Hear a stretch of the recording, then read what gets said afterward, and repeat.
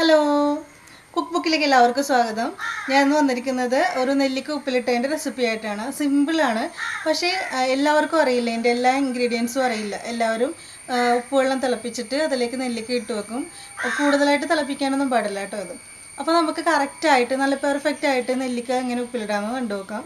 ചില കടകളിൽ ഇങ്ങനെ വെച്ചിട്ടുണ്ടാവും നെല്ലിക്ക ഉപ്പിലിട്ടത്, മാങ്ങ ഉപ്പിലിട്ടത്, പൈനാപ്പിൾ ഉപ്പിലിട്ടതൊക്കെ. നല്ല രസമല്ലേ കാണാനായിട്ട്. അതിങ്ങനെ എടുക്കുമ്പോൾ തന്നെ നമുക്ക് വായിൽ നിന്ന് വെള്ളം വരും.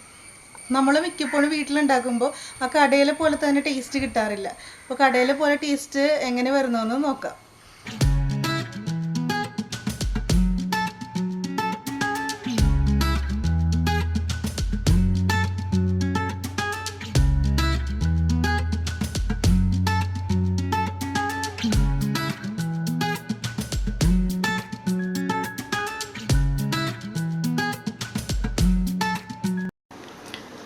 അപ്പോൾ ഇതാ നെല്ലിക്കയുടെ സീസണായി. കടയിലൊക്കെ നെല്ലിക്ക വന്നു തുടങ്ങിയിട്ടുണ്ട്. നല്ല വലിയ വലിയ നെല്ലിക്കയാണ്. ഞാൻ 1/2 കിലോ നെല്ലിക്കയാണ് ഞാൻ വാങ്ങിയത് കേട്ടോ.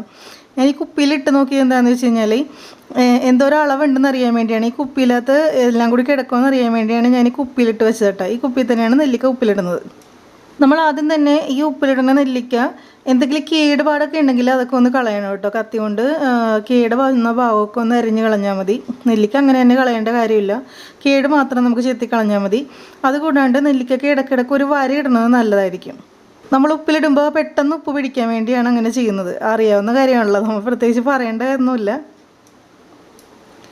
ഇനി നമുക്ക് ഈ നെല്ലിക്ക ഒരു നല്ലൊരു തുണി കൊണ്ട്, നല്ലൊരു കോട്ടൺ തുണി കൊണ്ട് തുടച്ചെടുക്കാം. നന്നായിട്ട് കഴുകണം. നന്നായിട്ട് കഴുകിയിട്ട് നമുക്ക് ഈ കോട്ടൺ തുണി കൊണ്ടൊന്ന് തുടച്ചെടുക്കണം. അപ്പോൾ നമ്മുടെ വീട്ടിൽ ഉപയോഗിക്കുന്ന നല്ല തുണി എടുക്കാം. ഞാനിപ്പോൾ തോർത്താണ് എടുത്തിരിക്കുന്നത് വീട്ടിൽ. തോർത്തെടുക്കുമ്പോൾ ഫ്രഷ് നന്നായിട്ട് കഴുകി ഉണക്കിയ തോർത്തെടുക്കുക. ആരെങ്കിലും കുളിച്ചിട്ടുള്ള തോർത്തെടുക്കരുത്.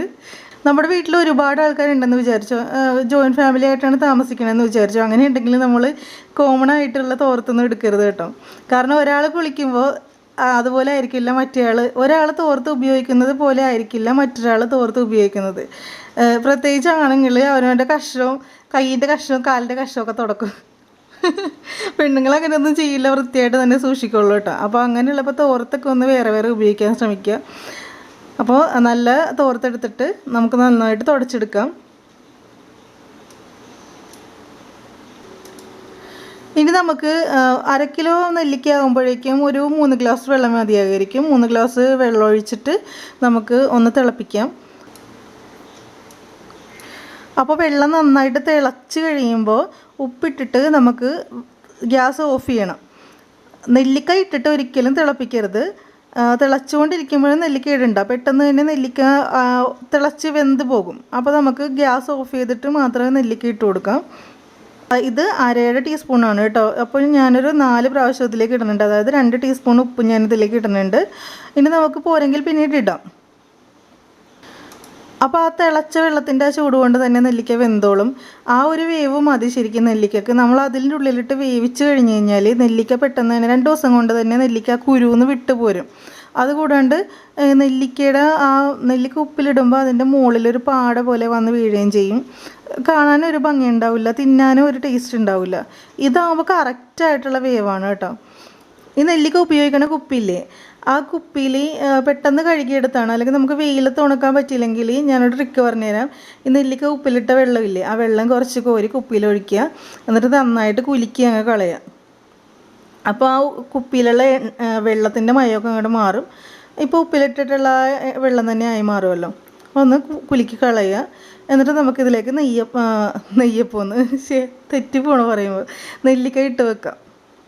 ഇനി നിങ്ങളുടെ വീട്ടിൽ കാന്താരി മുളക് ഉണ്ടെങ്കിൽ ഒരു 5 കാന്താരി മുളക്, 5 മുതൽ 10 വരെ ഇടാം. അതിൽ കൂടുതൽ ഇട്ട് കഴിഞ്ഞ് കഴിഞ്ഞാൽ നെല്ലിക്കൊക്കെ ഭയങ്കര എരിവായി പോവും. അപ്പോൾ കാന്താരി മുളക് നല്ല എരിവാണെങ്കിൽ ഒരു 5 എണ്ണം ഇടാം. അതേസമയം പച്ചമുളകാണ് നമ്മുടെ വീട്ടിലുള്ളതെങ്കിൽ ഒരു 5-6 പച്ചമുളക് ഇടാം കേട്ടോ. വലിയ പച്ചമുളക് എൻ്റെ എരിവിനനുസരിച്ച് ഇടുക, അധികമായി പോകരുത്.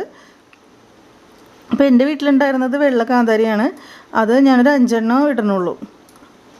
ശരിക്കും പറഞ്ഞാൽ 5 എണ്ണം ഉണ്ടായിരുന്നുള്ളൂ കേട്ടോ. ഇത് കറക്റ്റ് എരിവുമാണ്. ഇനി ഇടാനുള്ളതെന്ന് വെച്ച് കഴിഞ്ഞാൽ നമ്മുടെ വീട്ടിൽ കായം ഉണ്ടാവില്ലേ, കായത്തിൻ്റെ കട്ടയാണെങ്കിൽ നമ്മൾ വറുത്ത് പൊടിച്ചെടുക്കണം. ഞാൻ പൊടിയായിട്ടാണ് വാങ്ങി വെച്ചേക്കുന്നത്. അപ്പോൾ ആ കായത്തിൻ്റെ പൊടി ഒരു 2 നുള്ളു മതി. ഞാനിപ്പോൾ സ്പൂണിലെടുത്തേക്കണ കണ്ടോ, സ്പൂണിലെ കയ്യിലാണ് കേട്ടോ, ആ കയ്യിലെടുത്തേക്കണ കണ്ടോ, അത്രയും മതി. അധികം ഇട്ട് കഴിഞ്ഞാൽ കായത്തിൻ്റെ ആ ടേസ്റ്റ് ഫ്രണ്ടിൽ നിൽക്കും. അപ്പോൾ ഇത്തിരി കായപ്പൊടി അതിലേക്ക് ഇട്ട് കൊടുക്കുക, ഒന്ന് യോജിപ്പിച്ച് കൊടുക്കുക. അപ്പോൾ ഇത്രയും മതി. ഇനി നമുക്കിത് ആറിക്കഴിയുമ്പോൾ ഒന്ന് കുപ്പിയിലേക്ക് ആക്കാം. ഇനിയുണ്ട് കേട്ടോ ഒരു സംഭവം കൂടി ചേർക്കാനായിട്ട്. അപ്പോൾ ഇനി നമുക്ക് ചില്ലിൻ്റെ കുപ്പിയിലേക്ക് ഇതെല്ലാം കൂടി ഇട്ട് വെക്കാം. ഇനി ചേർക്കാൻ എന്താണെന്ന് വെച്ച് കഴിഞ്ഞാൽ ഒരു 2 മൂടി വിനാഗിരി. അപ്പോൾ ഞാൻ വിനാഗിരിയുടെ കുപ്പി കാണിച്ചു തരാം. എൻ്റെ കയ്യിൽ തീർന്നു കേട്ടോ, വിനാഗിരി തീർന്നു. ആ വിനാഗിരിയുടെ മൂടിയിൽ തന്നെ 2 മൂടി മാത്രമേ ചേർക്കാനുള്ളൂ. കൂടുതൽ ഇട്ട് കഴിഞ്ഞാൽ ഭയങ്കര പുളിയായി പോകും. അപ്പോൾ എന്ത് സാധനമായാലും കൂടുതൽ ഒഴിച്ച് കഴിഞ്ഞാൽ ബുദ്ധിമുട്ടാണല്ലോ. എന്തായാലും 2 മൂടി മാത്രം എടുക്കുക. എന്നിട്ട് നമുക്കത് ഇതിലേക്ക് ഒഴിച്ചു കൊടുക്കാം. ഞാൻ ഈ വാങ്ങിയ വിനാഗിരിയുടെ കുപ്പിയുടെ പേര് കണ്ടായിരുന്നു, കോണ്ടസാന്ന്. കടക്കാരനെ ഉണ്ടാക്കിയിട്ട് മറ്റേ ബ്രാൻഡിയുടെ കുപ്പിയിൽ ഇങ്ങനെ തന്നു വിടുന്നതാണ്. കോണ്ടസ എന്ന് പറഞ്ഞൊരു ബ്രാൻഡാണ്, ബ്രാൻഡിയുടെ ഏറ്റവും തോന്നുന്നത്, ബ്രാൻഡ് റമ്മ.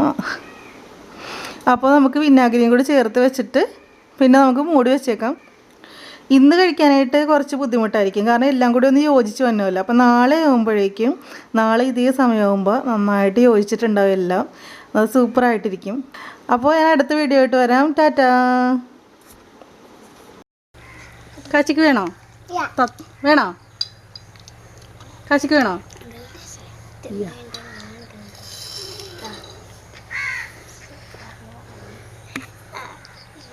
ആ കഴിച്ചോ.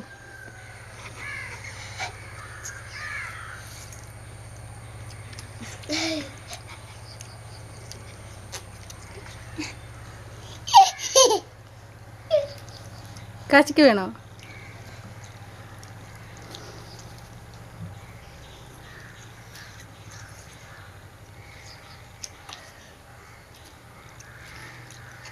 ഇങ്ങോട്ട് നോക്കി.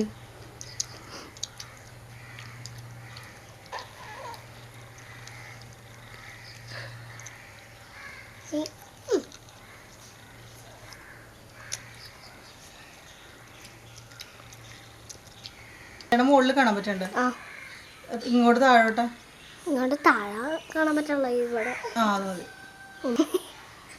ഇങ്ങനെ ചരിഞ്ഞിരിക്കണാണോ ഭംഗി? കടകളിൽ കാണാറുണ്ട് നെല്ലിക്ക ഉപ്പിലിട്ടത്, മാങ്ങ ഉപ്പിലിട്ടത്.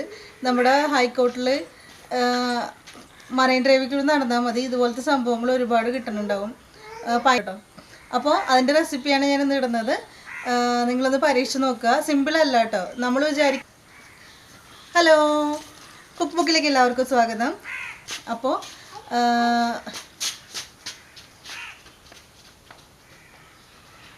അതെ.